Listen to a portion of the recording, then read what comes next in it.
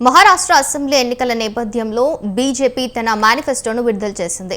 కేంద్ర హోంమంత్రి అమిత్ షా సంకల్ప పత్ర పేరుతో దీనిని విడుదల చేశారు. ఇది రాష్ట్ర ప్రజల ఆకాంక్షలను ప్రతిబింబిస్తుందన్నారు. యువకులు, పేదలు, రైతులు, మహిళల అభివృద్ధి కోసం అనేక కార్యక్రమాలు రూపొందించామని పేర్కొన్నారు. స్కిల్ సైన్సెస్, స్టార్టప్ల అభివృద్ధి కోసం శివాజీ మహారాజ్ కేంద్రం, ఇంక్యుబేషన్ సెంటర్లు, వడ్డీ లేని రుణాలు అందిస్తామని తెలిపారు.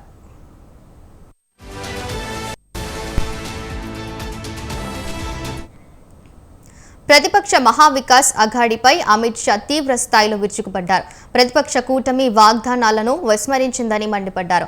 కాంగ్రెస్ ఎన్ని ఎత్తులు వేసినప్పటికీ దేశంలో మత ఆధారిత రిజర్వేషన్లు బీజేపీ అనుమతించదని చెప్పారు. మహారాష్ట్రలో సుస్థిరమైన, విశ్వసనీయమైన పరిపాలన ఉండాలంటే మహాయుతి ప్రభుత్వం అధికారంలో కొనసాగాలని స్పష్టం చేశారు.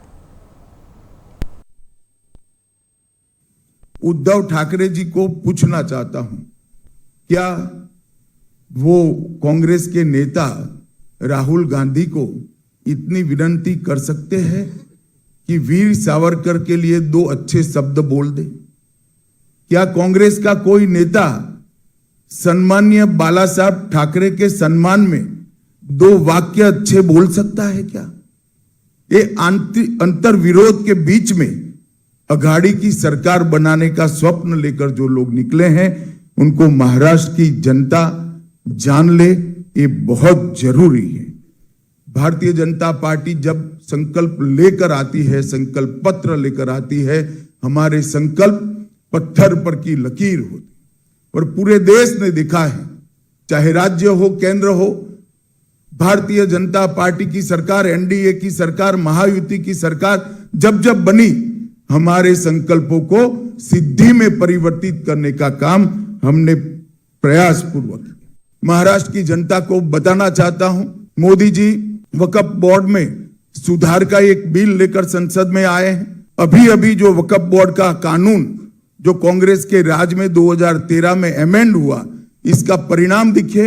कर्नाटक के गांव वक्फ के कानून के तहत वक्फ की संपत्ति घोषित कर दी। किसानों की भूमि, लोगों के घर, यहां तक कि मंदिर भी वक्फ की संपत्ति घोषित कर दिए गए और उस कानून को उचित बदलाव के लिए जब हम लेकर आए हैं तो उसका भी ये अघाड़ी के लोग विरोध कर रहे हैं। मैं महाराष्ट्र की जनता को ये कहना चाहता हूं कि वक्फ के कानून के बदलाव का विरोध का मतलब है कि आने वाले दिनों में यहां पर भी वक्फ बोर्ड आपकी संपत्तियों को इसी प्रकार से घोषित कर सकते। मित्रों, ये संकल्प पत्र लेकर जो हम आए हैं, वो संकल्प पत्र में देवेंद्र जी ने 25 मुद्दे, प्रमुख मुद्दे आप लोगों के सामने रखे हैं। लाडली बहन योजना, इसको हम बढ़ोतरी कर रहे हैं। वृद्धावस्था पेंशन का बढ़ोतरी कर रहे हैं। किसानों के लिए ऋण माफी और किसान सम्मान निधि को 12,000 से बढ़ाकर 15,000 कर रहे हैं।